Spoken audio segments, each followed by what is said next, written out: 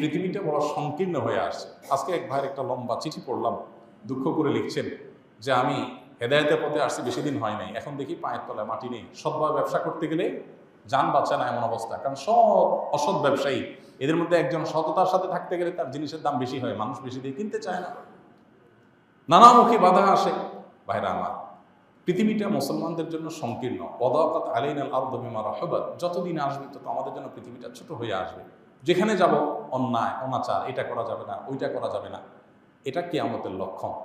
এই সময়গুলোতে কোনো রকম যান বাঁচিয়ে জীবনটা পার করে দিতে হবে, তারপর সততার সাথে কোনো প্রকার কম্প্রোমাইজ করা যাবে না। তো যেই স্যারের চাকরি করতে গিয়ে আমার নিয়মিত অন্যায় করতে হয়, একটা হলো যে কখনো কোনো কারণে হয়ে গেছে, ফেসে গেছি, ভিন্ন কথা, কিন্তু আমাকে এই কাজটাই করতে হয়, অন্যায় করতে হয়, তাহলে সেই কাজ আমার জন্য করা জায়েজ নাই। ইমানদার না খায় থাকবে, তারপর অন্যায় করবে না। আল্লাহ আমাদের সেরকম ইমানদার হওয়ার তৌফিক দান করুন।